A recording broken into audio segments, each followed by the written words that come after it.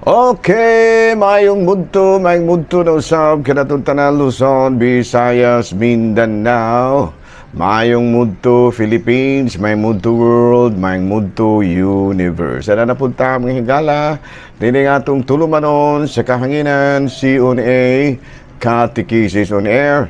O ako lang gihapon kining inyong ubos nga alagad Reverendo Padre Edwin Academia Acab. Abino adlaw na usab karon nga Huwebes, pizza just na kini manghigala sa bulan sa kining Abril. Abino kaganinang buntag manghigala, malampusog na pahigayon usab ang pagpangumpisal no dito sa Himalalod no kaghapong kaganinang buntag no ubay-ubay pud mahigala na nang-umpisal kaganina mga estudyante kalagmitan no daghang kayo o ingon man usab karong hapon adto na pud mi tayasan no tayasan na pud mi kaya medyo pud schedule man amo no tayasan no nahigala no nahala no may mudto na kanatong tanan ang hinaot kita nga ana kitang tanan sa kapiskay sa panlawas na ining kamudtuhon. O yan no. Bino atong down o gamay ning kuan mahigala no. Down ato gamay down. Ay siguro na mahigala no. Aron dili pud kaayo gyud kuan. Nahala no may mudto na kanatong tanan. Of course atong timbayaon og may mudto ang atong talahorong obispo. Bishop Julito B. Cortez, ang atong station manager, si Father Rama Ata, ang ato apod nga mga kaparian, ukop Kabisayan ng Mindanao, nga abot sa pagsibya. Idapin na gayon ang akong mga classmate, no? Di, ginan ako kalimtan ng higala. Si Father Ubing Masyon, Dinas Larina, si Father Dami Hirami sa Simalalod, Father Tonton Arnaiz din ha sa may Batinggil. No? O yung manusab ang akong mga classmates sa Cebu. Si Father Romrom Narca, si Father Mario Atienza, si Father Glenn Banson, si Father Kining Milton Vidida, si Father Kipling Agravante, Monsignor Tingting Angkahas, Father Joey Belsinya, Father Rosdel Noel, si Father Oni Rosaroso, no? Akong classmate din ha mga friends forever, no? Si Father Rosdel Noel. Igiman usab din sa maasin ang ako ang classmate po din ha, no? Si Padre Dodong Cordobes ug si Father Sammy Papa. Nahala no? May munto na kanaton tanan manghigala. Abino arit ta mahigala sa CBCP News, Christmas sa Cebu, malampusong napahigayon uban kang Archbishop Jose Palma, no? Kami diri sa Dumaguete mahigala Martes Santo may sila kaganin karong simanahuna ilang napahigayon ang ilahang Chrism Mass, no? Sayo-sayo ang District Dumaguete sa Archdiocese of Cebu. Balita mahigala gikan sa Vatican, Pope Francis continues with gradual improvement during convalescence. Gani nakabisita pa gani si kining Pope Francis. Baguhay pa lang dito na sa St. Peter's Square, dako nga na gi-welcome siya sa dako kay kahinangop sa mga katawhan nga nangandoy na usab nga makasaksi sa pagbisita sa talahorong Santo Papa panahon sa iyahang kanang gitawag nato sa in English o kinabitang mahapon mahigala. Okay no? Padayon ta mahigala sa ato nga mga buhat tono ni ining kamudtuhon, no? O gigamon usab anong timbayaon usab og may mudto ang atong mga lay ministers. Kumusta na atong mga lay ministers, no? Ang atong mga MBG, kumusta na atong mga MBG? O gigamon usab ang atong mga kaigsuonan nga mga lectors, mga sakristan, no? Busy na ta sunod semana mahigala, no? Ug mga adlaw magpakumpisal pa mi sa kining ugma adto mi sa kining Bindoy sa buntag dayong pagkahapon arin na diri sa Ayungon, no? Ubay-ubay gyud ni manghigala, no? Amo ang gipahigayunan ani kay mas maayo nga dali ra mahuman aron dili dugay maghulat ang mga tawo, no? Kay kanagong ikaw rang usa ang mga tawo maghulat og tagpila ka oras para ber makapangumpisal, pero kung daghan mo dali ra kayo. Muna nga sa amo diri sa among vicariate sa St. Thomas the Apostle, among tabangan, no? Kuan pa na dagyawan na mahigala. Puli-pulig dagyaw, no? Aron nga dali rang mahuman aron mga tao makapauli gidayon pod. Nahala no, may mundo na kanatong tanan mga higala nang hinaot kita nga ana kitang tanan sa Kapiskay sa Panlawas. Hala na arita mga higala sa atong Saint of the Day. Boy niya ang atong Saint of the Day karon, bisan way nang utanan no batod pa sa akong idol nga si Jones Manaban, bisan way nang utanan. Kumusta na dahil si brother Jude Manaban, may gala, no? Si Saint Michael de Sanctis, Saint Michael de Sanctis, mga higalan, de Sanctis. Sapa ni? Sanctis man siguro na higala, no? Sanctis ni? Saint Michael de Sanctis, taga Catalonia, Spain, 1591. His desire for priesthood was when he was a young boy, joined the Trinitarian friars, now ordained priest during the Holy Eucharist. Nahimo siyang superior sa ilang grupo until his death, and then many miracles were attributed to him, especially the worthy of to the youth, kanang gitawag nga to ang iyaha usab nga pagtagad sa mga kabataan-unam, si Saint Michael de Sanctis. Ayan, no? Dili de Sanctis, de Sanctis. April 10, no? April 10 bang higala. Nahala, no? May nguto na kanatong tanan nang hinaot kita nga na kitang tanan sa Kapiskay sa Panlawas. Okay. Nahala, no? Ari na ta mga higala sa kining atong mga arita mahigala sa ato ang catechism. Doon pangutan na dire. Tunod na mahigala nga kini si Satanas, usa kini siya ka-anghel kani adto nga nahulog gikan sa langit. Tinuod kana, no? Kini si Satanas mao sini siya ang gitawag og Lucifer, the bringer of light. Sa Isaias kapitulo 14 bersikulo 12 ato kanang mabasa. Unya sa Latin version ra gyud nato makita ang pulong nga Lucifer sa Biblia, no? Sa kalihukan light bearer, no?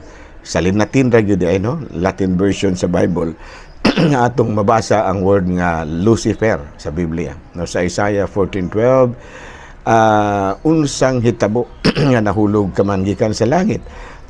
Usa ka o Babylonia, mahayag sa kaldaugan, unsay hitabo nga napukan ka man niya nga unta usa ka man kaligon sama sa usa ka nasod, no? Sa King James version gihisgutan usab ang word nga Lucifer, no? Sa ato pa sa Latin version sa Katoliko ra gyud nato mabasa ang word nga Lucifer, o niya sa in English sa King James version ra pod, no? Nga to ang mabasahan ang word nga Lucifer. Ayan. Hala, no? Padayon ta mga igala sa ato ang mga pamalandong usab, no? Dalang pamalandong ni ato mga higala kay hapit na bayang Semana Santa. Sunod semana na magsugod na ang Semana Santa. Sa Catechism challenge, okay, no? An infant of Catholic parents or even non-Catholic parents are baptized licitly in danger of death even against the will of the parents. Oy, ato pa kana di ang bata nga medyo lahi nga kanang pero nga punta na, pwede ra ba nga bunyagan ang bata sa Katolikong simbahan bisan dili mosugot ang ginikanan? Sa Canon Law 868, kung silang duha dili mo yun, bisan wala sila diha, lula ra kay ang apo gustong bunyagan, the parents or at least one of them or the person who legitimately takes their place must consent.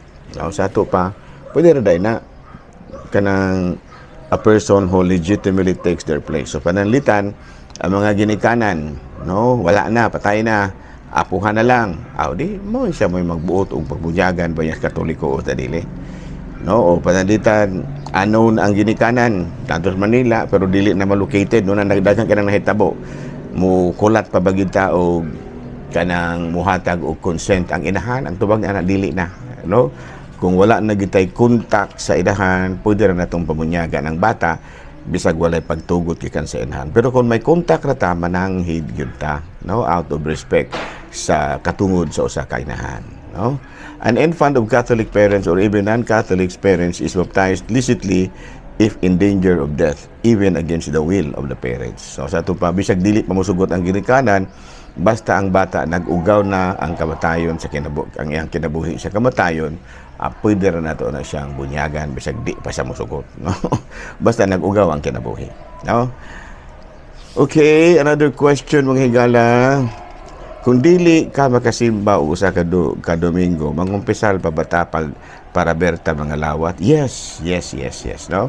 Sa pa kung panalitan karong Domingo, dili ka makasimba. Sunod Domingo, para ber ka makakalawat, mangumpisal pagiruna ka, no? Para ber nato sa nato nito bagon kung panguntahan na ato nang i-discuss kung unsa ka importante ang pagsimba matag Domingo, no? Kaya ito ba din i-discuss mahigala, no? Kung unsa ka importante ang Domingo. Number 1, we worship God with joy. No? Number 2, ang Huwebes Santo, Biyernes Santo, Domingo Santo, gihiusa sa misa sa Domingo. Uy, tanawara, no? Karon mabay ako ni mahigala, no? Ang Huwebes Santo, ang Biyernes Santo, ang Domingo de Gloria, gihiusa sa misa sa Domingo. So the work of redemption is accomplished. Nourished by the Word of God, if we are in the state of grace, we'll have to receive Him. Ayan, no? So, kanano, sa ito pang kinahanglan, gida itang musimba, mga higala, no? Kay maumang yun ay panahon nga maka-worship ta sa Ginoo. To attend is not only obligation, o sa kana ka privilege, no? To attend Mass is not only an obligation, pero usa-usab ka na ka pribilehiyo. No, you shall keep holy the Sabbath day. So kung panguntahan na mahigala, kung dili ka makasimba usa ka Domingo, mangumpisal pa bata para ber makapangalawat, ang tubag niya na yes sirree. No, ayaw gyud og pangalawat nga wala pa ka makapangumpisal. Okay, padre, dugay na kong bulag sa bana. Naanak ko laing gikaipon. Siya usab aduna na laing gikaipon. Pwede na ba kung maminyo og usab? Ang tubag ni ana dili pwede. You can only file legal separation but you cannot marry. You cannot remarry. So sa Article 83 sa Civil Code, the first spouse had been absent. If the first spouse had been absent for 7 years at the time of the second marriage, without the spouse present having news of the absentee being alive, or if the absentee, though he has been absent for less than 7 years, is generally considered as dead and believed to be so by the spouse present at the time of the contracting such subsequent marriage, or if the absentee is presumed dead according to Article 30 and 291. The marriage so contracted shall be valid in any of the 3 cases will enter declared null and void by a competent court. Ato pito ka tuig na higala, basta ang spouse is already presumed dead. No? Kung balik ko mahigala ha, the first spouse had been absent for 7 years at the time of the second marriage, without the spouse present having news of the decedentee being alive, or if the absentee having news of the absentee being alive, or if the absentee, though he has been absent for less than 7 years, is generally considered as dead and believed to be so by the spouse present at the time of the contracting such subsequent marriage, or if the absentee is presumed dead according to Article 390 and 301. The marriage so contracted shall be valid in any of the 3 cases until declared null and void by a competent court. Ato pa kanang pito na ikatuig mahigala, kung kanang gitawag na to as considered as dead and believed to be so by the spouse present at the time of the contracting. Sa to pa, kung ang usa ka bana di na gyud mo pauli sulod sa 7 ka tuig, unya atong gituuhan na patay na pananglitan nagsakay og barko, unya nalunod ang barko, unya 7 ka tuig na nga wala gyud makauli, presume as dead na gyud na siya. Klaro?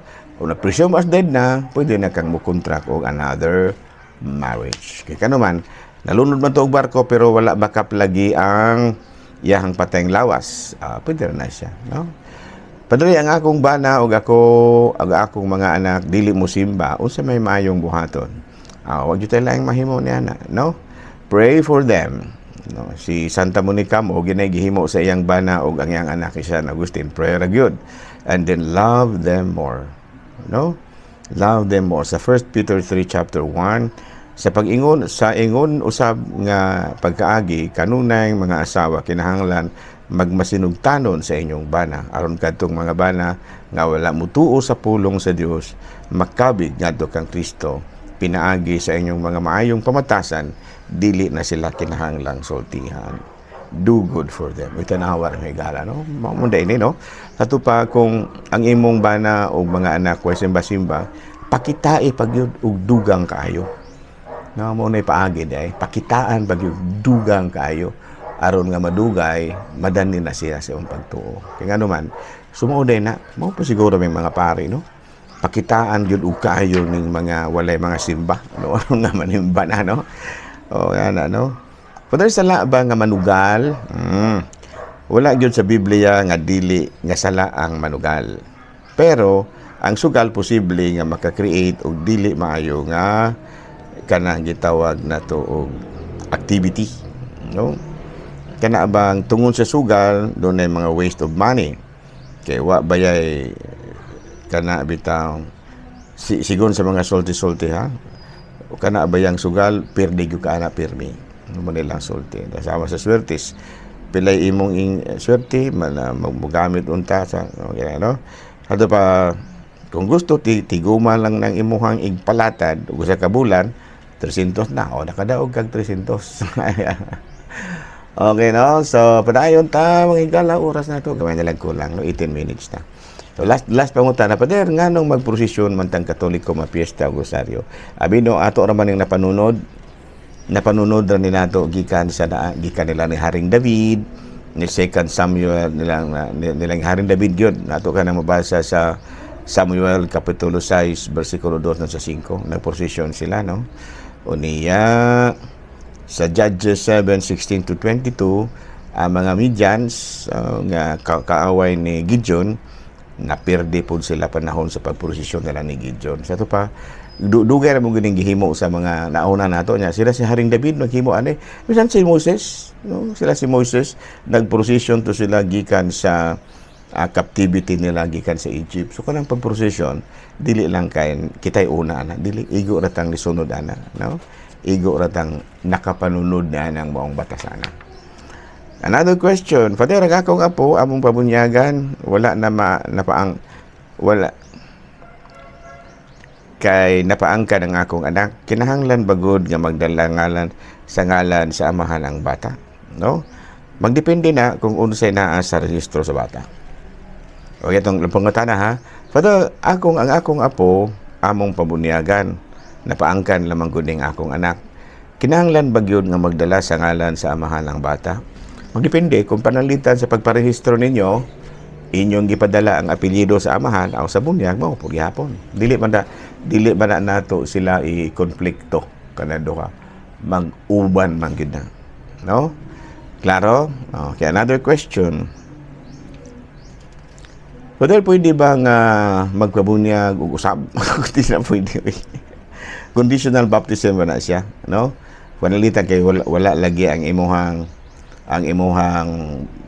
kanang registration ba kanang mga imong baptismal record wala diha sa inyong karang supposed to be na diha nya gusto nimo magpabunyag ka pwede na siya pero dili dyan na siya gitawag nato og kanang automatic bunyagan kag usab kuan siya ngalan nato ana conditional baptism if for example nabalid na tong primero nimong bunyag okay na to siya pero og invalid tong primero nimong bunyag kanang ikaduha nimo ang sa English pa na ang subsequent baptism nimo mo dili na valid kung valid ang primero kay man na siya conditional ra ba na klaro nala no dinhi na lang una kita kutob ako lang gihapon kini ang iyong ubos nga alagad Reverendo Padre Edwin Academia Acab manamilit na usab kaninyo ug manalangin kanato ang Dios nga magkagahong tanad Amahan Anak Espiritu Santo Amen. Good noon, Pilipinas.